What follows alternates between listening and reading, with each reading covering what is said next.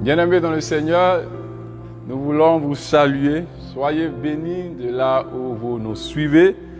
En ce jour, nous voulons encore rendre grâce au Seigneur pour ce privilège qu'il nous accorde de partager la parole. Je veux donc t'encourager à rester connecté jusqu'à la fin, car le Seigneur a des révélations particulières pour transformer ta vie, pour changer tes paradigmes mentaux afin que tu grandisses avec lui et que tu puisses entrer dans ton héritage. D'entrée de jeu, la parole de Dieu déclare que quand on tourne vers lui les regards, on est rayonnant de joie et le visage ne se couvre pas de honte. Bien-aimés, en ce jour, nous voulons vous exhorter sur un thème essentiel. Et le thème de l'exhortation est le suivant. Gardez vos regards sur le Seigneur, comme vous l'avez pu le constater depuis l'introduction. Nous lirons donc dans le livre de Matthieu à son chapitre 14. Nous lirons quelques versets à partir du verset 28 jusqu'au verset 33. Nous lisons la parole avec révérence. Il a dit ceci. Alors Pierre lui dit, « Si c'est bien toi, Seigneur, ordonne-moi de venir te rejoindre sur les eaux. » « Viens, lui dit Jésus. » Aussitôt Pierre descendit et de la barque et se mit à marcher sur l'eau en direction de Jésus. Mais quand il remarqua combien le vent soufflait fort, il prit peur et, comme il commençait à s'enfoncer, il s'écria, « Ah, Seigneur, au secours !» Immédiatement, Jésus lui tendit la main et le saisit. « Ta foi est bien faible, lui dit-il. Pourquoi as-tu douté ?» Verset 32. Puis ils montèrent tous deux dans la barque. Le vent tomba.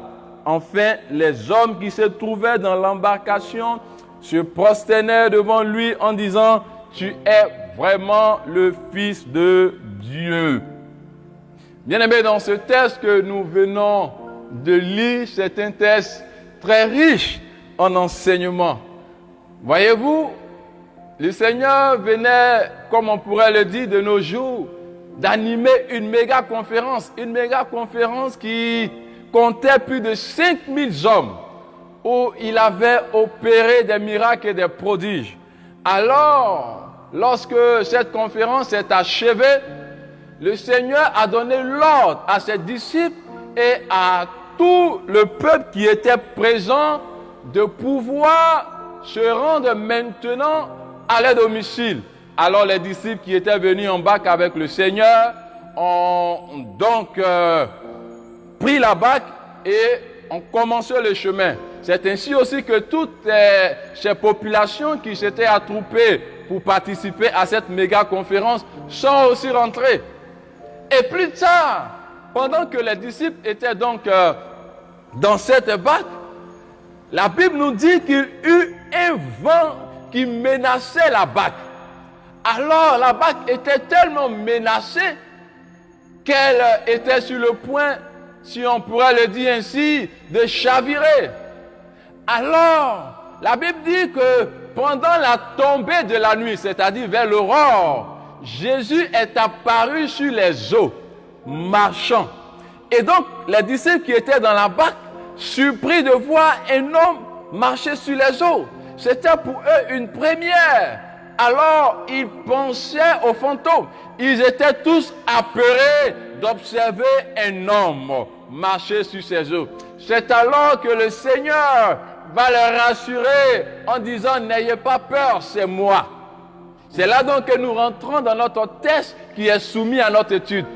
Alors Pierre, qui entendu la réponse du Seigneur, qui le rassurait que c'était lui, Pierre, pour s'assurer effectivement, oh Pierre, j'aime Pierre bien-aimé, Pierre a tellement fait d'expérience qu'il peut nous aider à comprendre tout l'amour de Dieu. Il est toujours celui-là qui a pris plusieurs initiatives. Nous en reviendrons dans notre développement. Ici donc, Pierre dit au Seigneur Jésus, « Si c'est toi, maître, ordonne que je te rejoigne sur les eaux. » Et il est dit que Jésus lui dit, « Viens. » Aussitôt, Pierre obéit donc à la parole du Seigneur. Et Pierre se rendit compte qu'il était en train de marcher sur les eaux. Oh, gloire au Seigneur! Et il y a un phénomène qui a capté mon attention, et certainement vous l'avez aussi remarqué, c'est que Pierre, pendant qu'il marchait, il a dit mais, adverbe d'opposition. Pierre remarqua le vent souffler. Et dès que Pierre a eu cette attitude, la conséquence qui s'en est suivie, c'est qu'il a commencé à s'effondrer dans l'eau. Et pendant qu'il s'effondrait, Pierre a appelé au secours. Et la Bible nous dit que le Seigneur vint à sa rescousse. Après donc l'avoir sauvé, le Seigneur fit des reproches à Pierre. Nous allons examiner l'expérience de Pierre pour pouvoir atteindre l'objectif de notre message. Car nous avons rappelé que le thème est regarder. Regardez. Gardez vos regards sur le Seigneur. Quelle est l'expérience que Pierre a vécue sur les eaux? Il a dit, le premier thème utilisé, il a dit, Jésus a dit ceci, viens, lui dit Jésus. Aussitôt Pierre descendit de la barque et se mit à marcher. J'aimerais que vous souligniez ce mot viens. Aussitôt se mit à marcher sur les eaux en direction de Jésus. Ces paroles sont pleines de sens, bien-aimés. Ce verset nous dévoile une invitation du Christ. Jésus, à l'égard de Pierre, a fait une expérience. Quelle était cette expérience? C'est que Pierre devait rejoindre le Seigneur sur les eaux. Mais ce que nous voulons rappeler, c'est que la tempête battait son plein lorsque Pierre a reçu l'appel du Seigneur pour marcher sur les eaux. Jésus était conscient de ce vent qui frappait, mais il invita Pierre à le rejoindre. Et la Bible dit que Pierre marcha sur les eaux. Et la suite du récit nous rapporte quelque chose. Au-delà de ce que Pierre a marqué sur les eaux, il y a véritablement une bonne raison.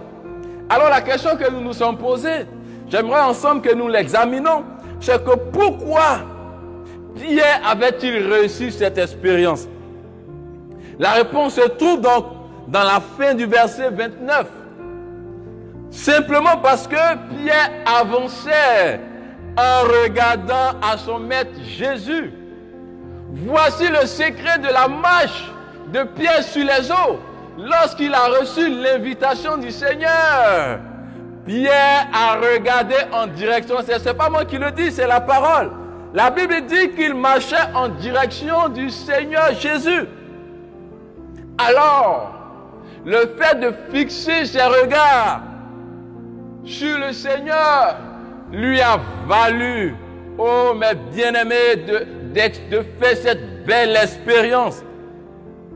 C'est pourquoi nous pourrons dire dans Hébreu dit, ayant les regards sur Jésus, le chef et le consommateur de la foi qui, en vue de la joie qui lui était réservée, a souffert sur la croix, méprisé l'ignominie et s'est assis à la droite du trône de Dieu.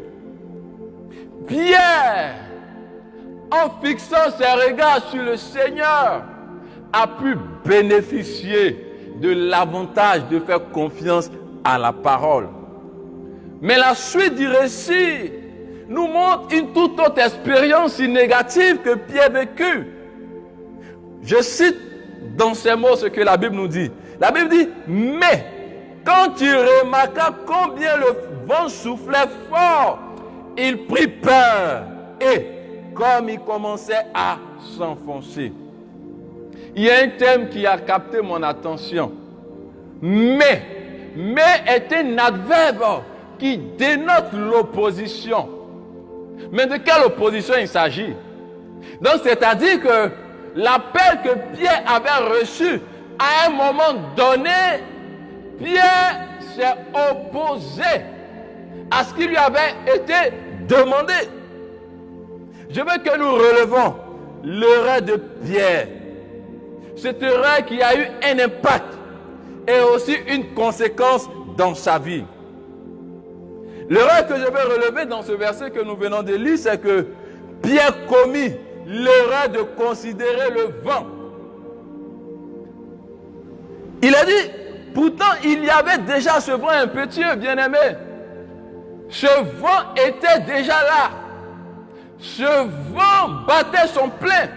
Mais pourtant c'est pendant que ce vent battait son plein que le Seigneur Jésus a invité Pierre. Et Pierre put marcher sur les eaux pendant que la tempête battait son plein. Bien-aimés, la parole de Dieu déclare que nous ne marchons pas par la vue, mais nous marchons par la foi. Mais pourquoi Pierre a considéré un événement qui était hors de son contrôle en tant qu'humain? Peut-être c'est ton cas. Le Seigneur t'a appelé. Le Seigneur t'a promis quelque chose. Mais des vents contraires démontrent la promesse de Dieu. Au point qu'à un moment donné, dans l'avancée de l'inconnu de ta destinée, tu as commencé à considérer les problèmes. Bien-aimé, ce n'est pas un exemple à suivre. Car Pierre a commis l'erreur de considérer le vent. Mais je me suis posé la question, mais est-ce que Pierre avait le pouvoir de réguler le temps? Non. Mais pourquoi a-t-il mis toute son attention sur quelque chose qui était hors de contrôle de sa vie? C'est certainement ton cas. Tu considères des problèmes dont tu n'as pas la capacité de contrôler. Mais le Seigneur me charge de te dire aujourd'hui que tu dois regarder à lui, car nous ne marchons pas par la vue, mais par la foi. Relevons la deuxième erreur de Pierre. La deuxième erreur de Pierre a été la conséquence de la première. Parce que Pierre a considéré le vent, une peur est née en Pierre. Je veux te dire simplement que l'âme fatale de l'ennemi pour t'empêcher d'avancer dans l'inconnu de ta destinée est de créer la peur. Bien-aimé, la peur déstabilise toute initiative, toute bonne entreprise que Dieu a mis sur notre cœur de réaliser. Voyez-vous, Pierre qui avait commencé dans l'assurance a considéré le vent. Et le vent a eu un incident majeur sur sa vie au point de susciter la peur. Et cette peur a finalement causé la perte de Pierre. Je vais donner un exemple de la conséquence ou de l'impact de la peur que la peur peut causer sur notre vie. Voyez-vous, lorsque vous prenez l'histoire d'Israël au temps de Moïse, Moïse a envoyé des espions pour aller explorer un pays que Dieu a promis à son peuple. Nous voyons cette histoire donc dans le livre de Nombres, chapitre 13, verset 32. Et parmi ces espions, il y avait un groupe qui est donc allé. Ils ont donc constaté sur le terrain qu'effectivement cette terre Canaan était occupée par l'ennemi.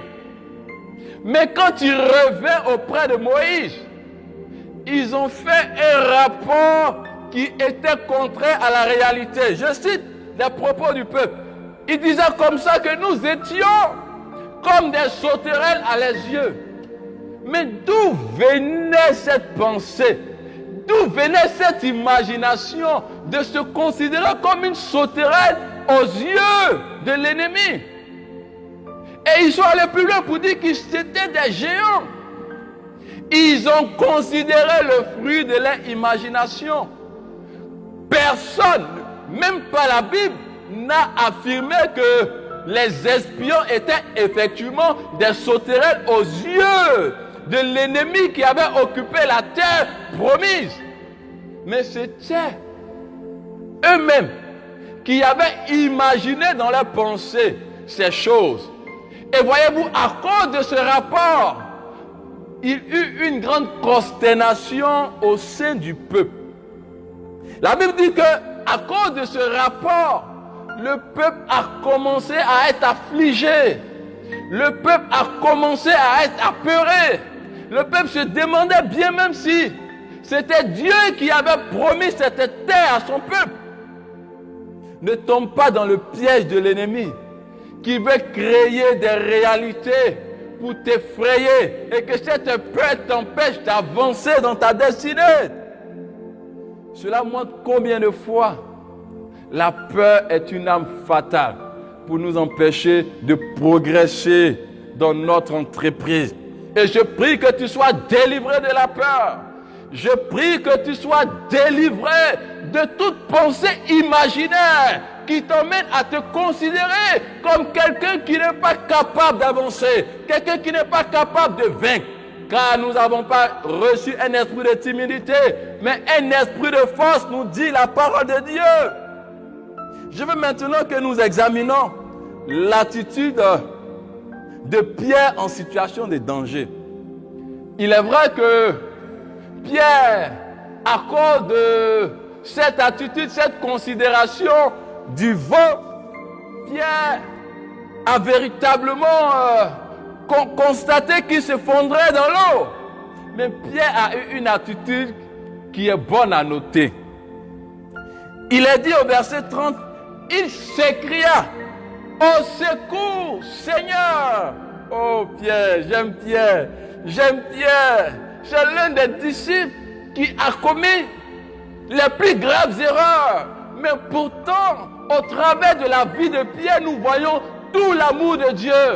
Souvenez-vous de Pierre, que c'est Pierre qui a coupé l'oreille de Malchus pendant que les soldats envoyés par le roi venaient arrêter le Seigneur. Souvenez-vous que c'est ce Pierre qui a régné le Seigneur Jésus. Souvenez-vous que c'est ce Pierre, après la mort et la résurrection du Seigneur, est retourné dans sa vie antérieure. Oh Pierre! Mais pourtant, l'amour de Dieu a toujours été manifeste. Mais nous reviendrons là-dessus. Alors ici, ce que nous voulons relever, il est dit ceci et nous le voyons dans les psaumes. Pierre a invoqué le Seigneur. Ce fut la bonne attitude de Pierre.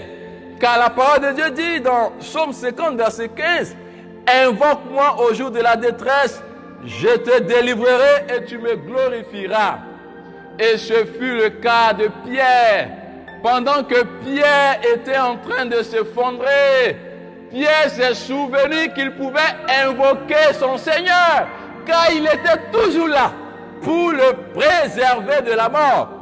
Et parce que Pierre a invoqué le Seigneur, nous voyons que le Seigneur n'a pas été insensible.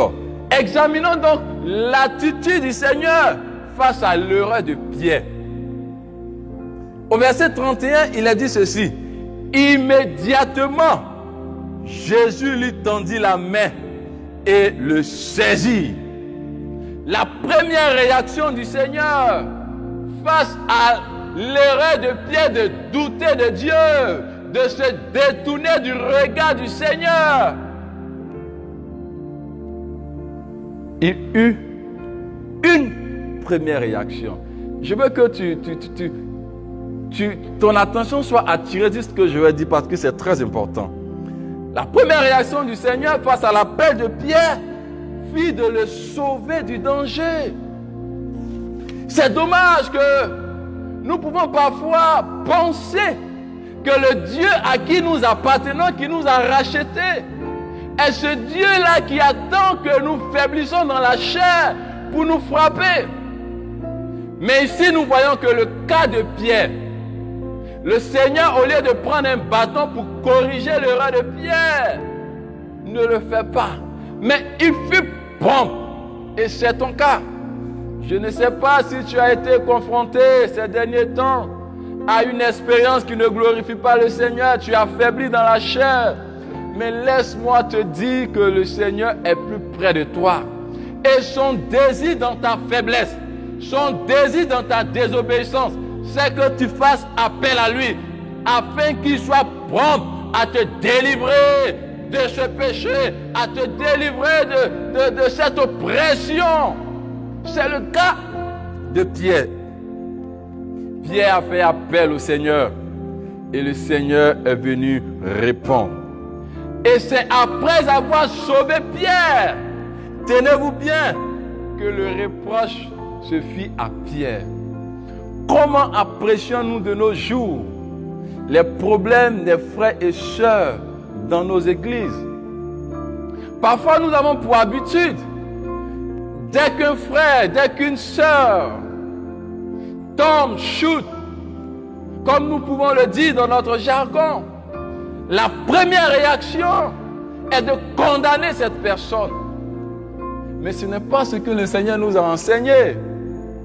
Le Seigneur a toujours été prompt pour libérer ses enfants, pour les sauver du danger, avant de faire le reproche. Mais aujourd'hui, nous faisons l'inverse.